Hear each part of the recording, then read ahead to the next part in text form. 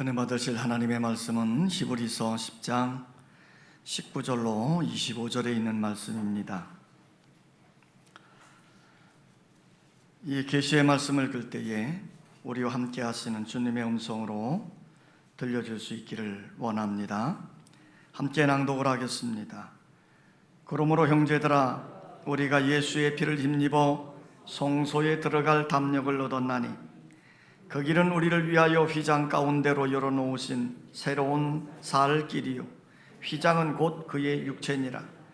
또 하나님의 집 다스리는 큰 제사장이 계심에 우리가 마음의 씨 뿌림을 받아 악한 양심으로부터 벗어나고 몸은 맑은 물로 씻음을 받았으니 참 마음과 온전한 믿음으로 하나님께 나아가자.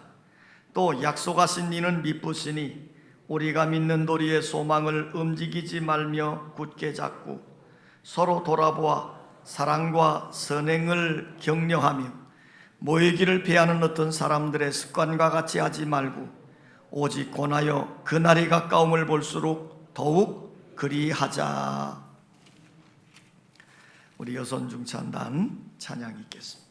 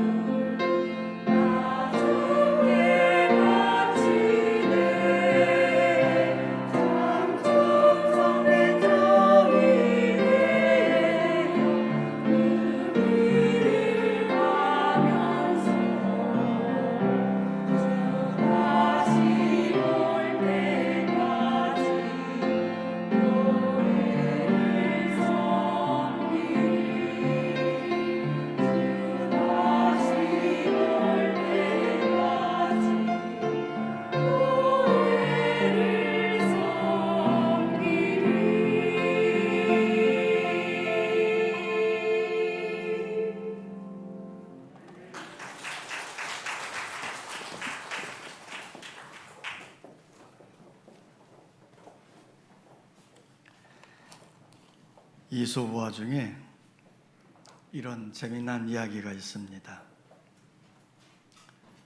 어느 날 사자와 나귀와 여우가 함께 사냥을 나갔습니다. 서로 협력해서 사냥을 했기 때문에 사냥한 것을 앞에 놓고 사자가 이렇게 말합니다. 자, 우리 서로 협력해서 이것을 얻었으니 이것을 나누어 먹자. 그리고 나귀에게 말하기를 네가 분배 좀 해라.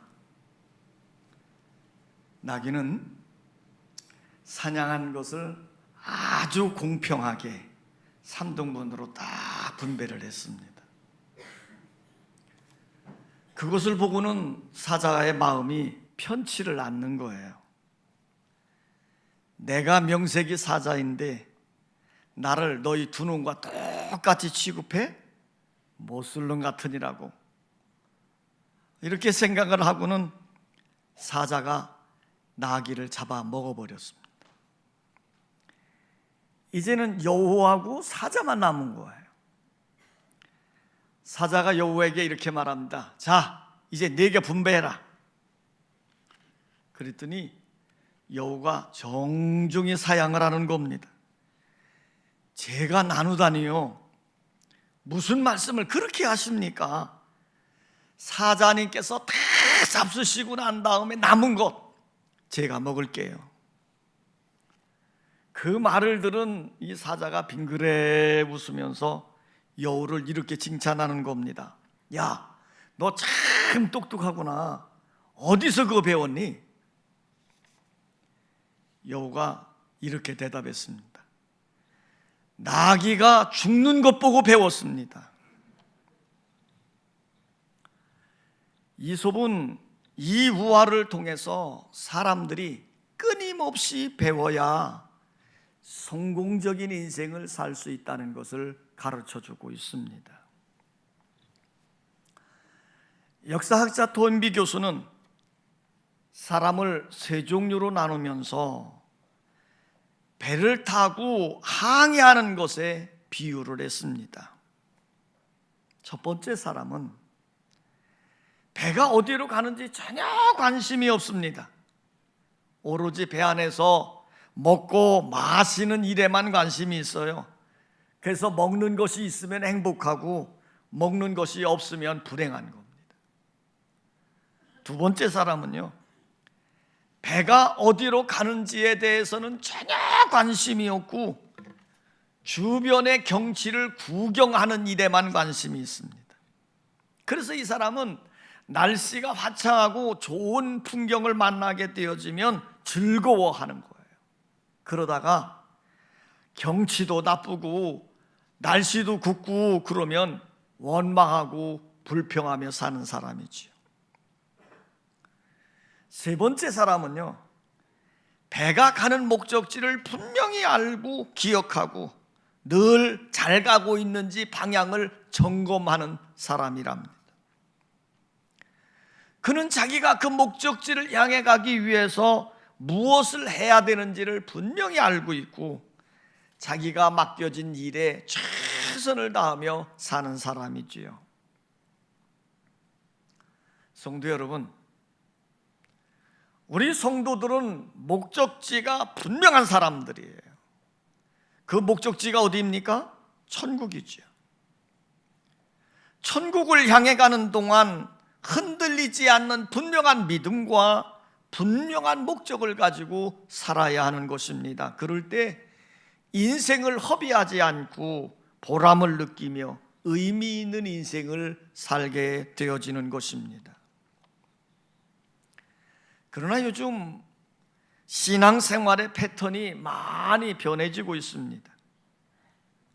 주님의 은혜와 사랑에 감동된 열정적인 신앙이 아니라 안일주의와 적당주의의 가치관을 가지고 형식적인 예배로 만족해 하는 것 같습니다. 또한 요즘은 코로나 영향으로 비대면 예배라고 하는 예배를 드리지도 않으면서 예배를 드리는 것으로 자위하고 있는 시대가 되어져 있습니다. 자, 오늘 성경은 이 마지막 때를 살아가고 있는 우리 성도들에게 변할 수 없는 신앙의 모습을 우리들에게 분명하게 가르쳐주고 있습니다. 우리는 이 말씀을 통해서 우리의 신앙의 모습을 돌이켜보면서 깨어 정신 차려 믿음의 생활에 최선을 다해야 될 줄 믿습니다. 오늘 히브리서 기자는 우리들에게 분명한 신앙의 가치관을 보여주고 있는데, 따라서 합시다. 온전한 믿음으로 살아라. 자, 22절 말씀을 우리 다 같이 한번 낭독을 하겠습니다. 본문 22절입니다. 시작.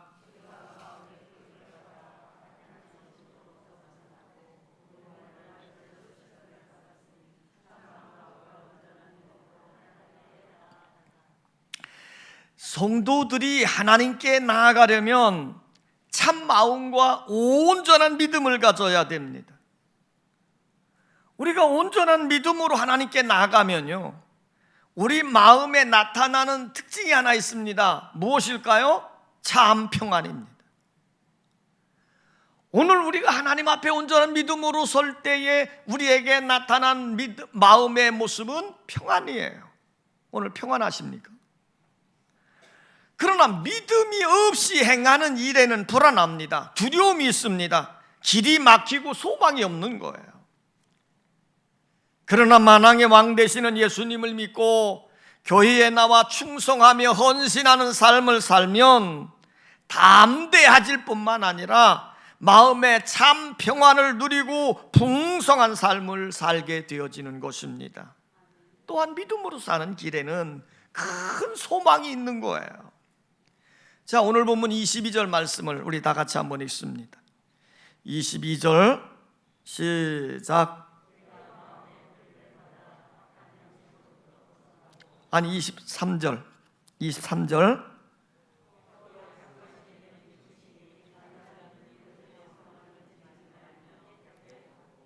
우리가 믿는 도리의 소망을 움직이지 말며 그랬어요. 그러니까 우리가 믿음으로 나갈 때 우리는 소망의 마음을 품게 되어지는데, 이 분명한 소망을 가진 사람들은 어떤 상황 속에서도 흔들리지 않는 믿음을 갖게 되는 것입니다. 비바람에 나무가 흔들릴 수 있습니다.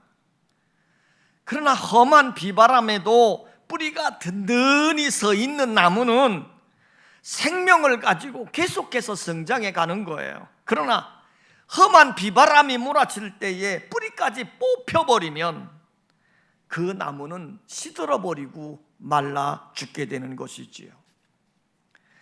사업에 망한 사람들, 직장에서 명퇴한 사람들, 큰 사건과 문제를 만난 사람들 중에 혹 자신의 생을 포기하는, 자살하는 사람들이 있어요. 그런데 이렇게 자살하는 사람들의 이유는 뭐냐면 내일에 대한 소망이 없다는 거예요. 절망하기 때문에 자살을 하는 것입니다.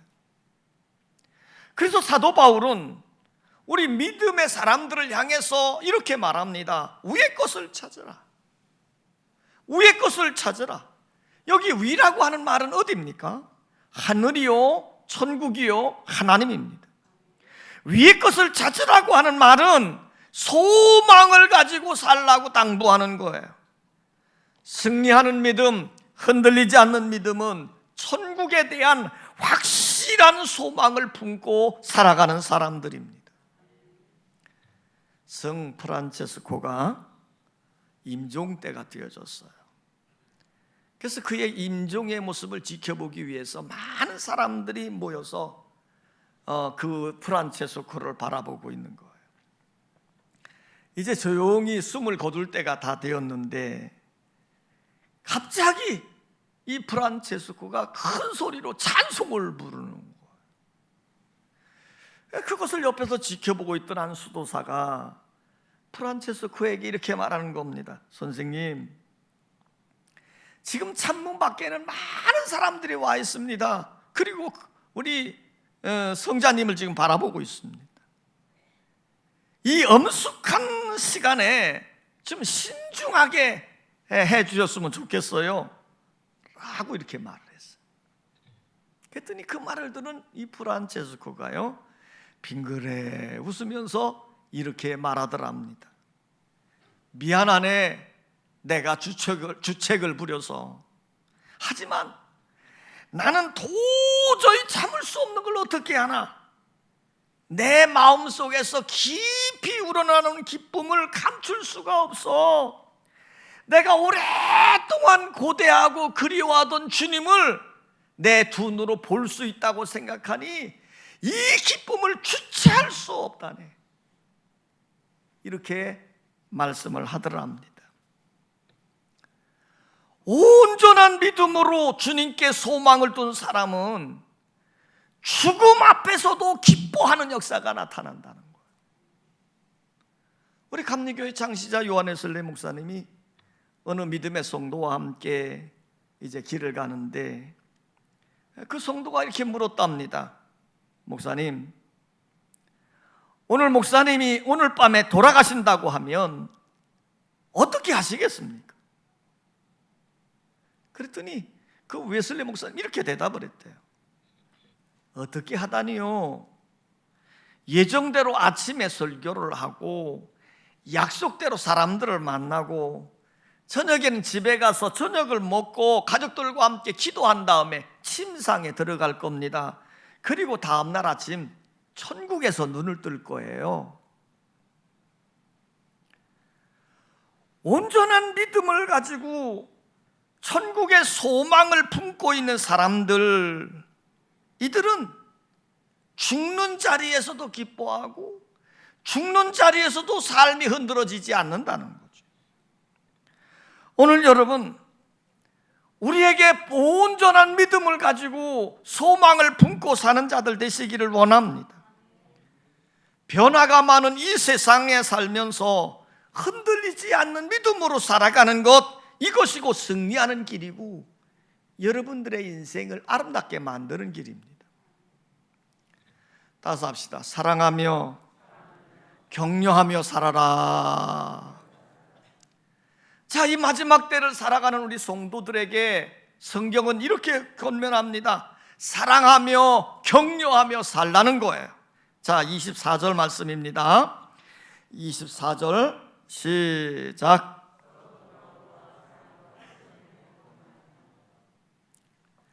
그러니까 서로 사랑해주고 돌보아주고 격려해주라는 거예요. 서로 상호간에 사랑해주고 돌보아주는 것은요, 믿음을 잃지 않게 만들고 흔들리지 않는 믿음과 소망을 갖게 하는 거예요. 교회는 최고의 사랑의 공동체요, 격려와 칭찬의 공동체가 되어야 합니다. 그런데 이 사랑의 공동체인 교회가 자꾸 변질되어져 가는 것 같아요. 그래서 사람들이 교회에서 멀어지기도 하고 떠나는 경우들이 있습니다. 때로는 성도들의 무관심이 많은 사람들에게 상처를 줄 때도 있습니다. 그러므로 우리 믿음의 성도들이 지녀야 되는 것은 사랑의 마음을 갖고 관심을 갖는 일이 매우 중요하죠. 관심을 가지고 격려하고 돌보아 줄 때에 연약한 자들이 힘을 얻게 되어지고 믿음으로 온전히 서가게 되는 것입니다. 이런 말이 있어요. 칭찬은 사람들로 하여금 살맛을 느끼게 한다. 그래서 마크 트웨인이라고 하는 사람은 그런 말을 했습니다. 나는 칭찬 한마디 들으면 2달은 넉넉히 살아갈 수 있다 그랬어요. 그러니까 칭찬이 힘이라는 거죠. 데일 카네기라고 하는 분은 이렇게 말했어요. 진심으로 남을 인정하고 칭찬해 줄 때 좋은 인간관계가 형성된다 그랬어요. 그러니까 큰 성공을 거뒀던 카네기가 하는 말이에요. 또 아동 심리학자인 폴 로버츠 박사는 아이들에게 그들이 사랑을 받고 있고 인정을 받고 있다는 말을 자주 들려주는 것이 그 아이에게 건전한 자아상을 갖게 하는 일이다 그랬습니다. 그렇습니다. 사람은 사랑을 받고 칭찬을 들을 때 살맛을 느끼고 새 힘을 얻게 되는 것입니다. 한 청년이 경비행기를 타고 그 밀림 지역을 지나가다가 그만 정글에서 추락을 당했어요. 이제 수색대가 며칠 동안 그 숲속을 찾았지만 그 청년을 찾을 길이 없었습니다. 이때 이 청년의 아버지는 아들을 포기할 수 없잖아요. 전단지를 만들어서 뿌리면서 아들을 찾기로 했습니다. 그런데 그 전단에 넣을 문구가 마땅치 않은 거예요. 그때 한 노인이 이렇게 조언을 했습니다. 지금 당신의 아들에게 가장 힘들게 하는 것은 고독일 겁니다. 이 아들에게 부모의 사랑을 확인시켜 주세요. 그것이 큰 위로가 될 겁니다. 그래서 이 청년의 아버지는 그 전단지에 이렇게 기록을 했습니다. 아들아, 우리는 정말 너를 사랑한다. 너를 정말 사랑한단다. 이런 문구를 넣어서 전단지를 이 밀림 지역에 뿌렸습니다. 그 무렵에 이 청년은 비행기에서 추락을 당해가지고 정글에서 벗어나려고 하는데 벗어날 길이 없는 거예요. 굶주렸지요. 고독하지요. 그래서 이 절망 가운데 허덕여서 이제 삶의 의욕을 잃고 포기하려고 하는 상황인데 그때 공중에서 떨어지는 이 전단지 한 장을 잡은 겁니다. 그리고 아버지의 그 글을 보면서 새로운 힘과 용기를 얻게 된 거지요. 그리고는 이 젊은이가 자신을 여기에 있다는 것을 알리기 위한 귀한 수단 일들을 다시 시작하기를 했다는 거예요. 결국 이 청년은 며칠 후에 안전하게 구조되어졌다는 것입니다. 여러분, 사랑과 격려의 말은 사람들로 하여금 새 힘을 얻게 합니다. 살맛을 느끼게 합니다. 그러나 반대로 남을 비난하고 정죄하는 부정적인 말들은 남들에게 깊은 상처를 남기게 되는 것입니다. 심지어는 믿음에서 떠나게도 만드는 것이지요. 어느 택시기사가 한 흑인 승객을 태웠답니다. 이 기사분이 이제 운행 중에 자기 친구로부터 전화가 왔는데 그 전화에 통화를 하면서 이렇게 말했대요. 연탄 한 장 실어서 흑인 하나 태웠다 이 말이죠. 아마도 그 흑인이기 때문에 한국말을 모를 거라고 생각하고는 막말을 했던 것 같습니다. 목적지에 도착했을 때 흑인이 내리면서 이렇게 말하더래요. 연탄은 돈 못 냅니다. 그리고 그냥 내려갔다는 거예요. 성도 여러분, 믿음의 사람들은 덕스러운 말을 해야 됩니다. 남을 칭찬하고 격려해 주는 말을 해야 됩니다. 그렇게 할 때 연약한 자들이 새 힘을 얻게 되어지고 살맛을 느끼게 되어지고 믿음의 담력을 얻게 되는 줄 믿습니다. 따라서 합시다. 열심히 모이기에 힘써야 한다. 자, 25절입니다. 25절 말씀 다 같이 시작.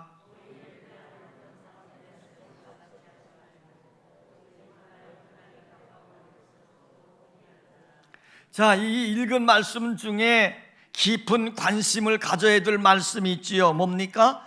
그날이 가까움을 볼수록 모이기를 힘쓰라는 말이에요. 더욱 그리하자는 이야기는 모이기를 패하는 자다 그랬으니까 그날이 가까울수록 뭐하라? 모이기를 힘쓰라는 말이에요. 여기서 그날은 어떤 날을 말할까요? 마지막 날을 말하는 겁니다. 우리로 말한다면 죽을 때를 말하는 거예요. 지금 우리의 날수가 가까워져 올 때, 마지막 때가 가까울 때, 죽을 때가 가까워져 올 때 우리는 어떻게 해야 돼요? 힘이 없어서 안 모이는 게 아니고 자꾸 모이기를 힘쓰라는 거예요. 이게 마지막 시대를 살아가는 우리 성도들에게 주시는 놀라운 권면의 말씀이란 말이에요. 모이기를 힘쓰라는 거예요. 한국교회는 세계가 깜짝 놀랄 만큼 급성장을 한 교회였습니다. 그 비결이 무엇이었을까요? 모이기 힘썼기 때문이에요. 새벽부터 시작해서 밤늦게까지, 심지어는 밤새도록 모여가지고 기도하고 찬송하고 뭐 그랬어요. 그래서 한국교회를 가리켜서 모이는 데 힘쓰는 교회다, 이런 별명이 붙을 정도였습니다. 그런데 요즘 한국교회에 빨간불이 확 들어와 버렸지요.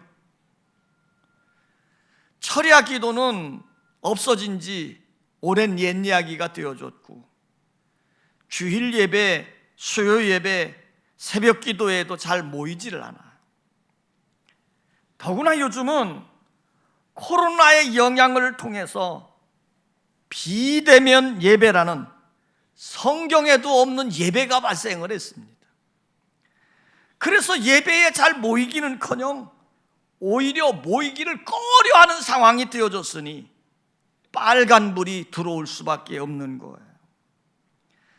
그러다 보니 한국교회의 부흥은 멈추어졌고, 오히려 기독교 인구가 감소하는데 코로나 전국이 끝나면 기독교인의 3분의 1은 줄어 있을 것이라고 대부분의 사람들은 말들을 하고 있습니다. 오늘 성경은 이렇게 말씀합니다. 마지막 날이 올수록 모이기를 패하는 어떤 사람들과 같이 하지 말고 모이기를 더욱 힘쓰라는 겁니다. 여러분, 열심히 모여 예배하십시오. 열심히 모여 기도하십시오. 열심히 모여 교제를 나누고 진교하십시오. 오늘 성경은 이렇게 말합니다. 열심히 모여라, 열심히 모여라. 영국의 더 타임즈가 데모크라피 잡지가 조사한 통계를 인용해서 기사화한 적이 있었어요. 그 내용은 주일 예배에 빠짐없이 참석하는 성도들이 보통 사람들보다 7년을 더 오래 산다는 내용입니다. 1987년 미국 의료 설문조사팀이 2,800명의 죽은 사람들을 놓고 조사를 해봤어요. 그랬더니 신앙생활을 전혀 하지 않는 사람들은 평균적으로 75세를 살았는데, 일생 동안 주일 예배를 드리고 모이는 데 힘썼던 사람들은 82세를 살았다는 것입니다. 7년을 더 살았다는 거예요. 열심히 예배하고 열심히 모였더니 7년을 더 살게 되어졌다고 하는 통계가 나온 거예요. 성도 여러분, 예배를 드림으로 장수하는 것도 축복이지만 내가 힘 있고 건강해서 교회에 나와 예배 드릴 수 있다는 것이 얼마나 큰 축복일까요? 지금도 병원에 누워 입원해 있는 사람들은 교회에 나와서 예배 드렸던 일들을 그리워하고 있을 겁니다. 집에서 중풍으로 쓰러져 누워있는 사람들은 평생 소원이 걸어서 교회 한번 가는 것일 거예요. 여러분, 우리가 언제까지 힘이 있고 언제까지 건강하시겠습니까? 아직 힘이 있을 때 열심히 믿음 생활해야 합니다. 아직 건강할 때 열심히 기도해야 됩니다. 아직 시간 있을 때 열심히 교제하고 봉사해야 됩니다.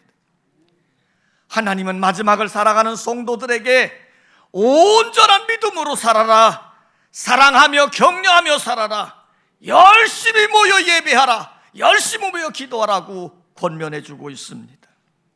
뜨거운 열정으로 예배함으로 풍성한 은혜로 채움받아 믿음의 생활에 승리하는 여러분 되시기를 주의 이름으로 축원합니다. 아버지 하나님, 살려주셔서 감사하고 건강 주셔서 감사하고 아직도 모일 수 있는 힘을 주셔서 감사합니다. 내가 살아있을 때, 내가 건강할 때, 내가 가진 것이 있을 때, 내가 누리고 있는 것이 있을 때 하나님을 더욱 가까이 하게 하시고 하나님께 예배하게 하시고 하나님께 기도할 수 있는 자들 되게 하여 주시옵소서. 세상은 변해갑니다. 환경도 우리를 믿음에서 멀어지게 만들고 있습니다. 이럴 때에 우리는 환경에 굴복해가는 자들이 아니라 믿음으로 승리해가는 자들 되게 하시고 하나님의 말씀을 붙들고 믿음으로 이겨가게 하여 주시옵소서. 예수님의 이름으로 기도하옵나이다. 아멘.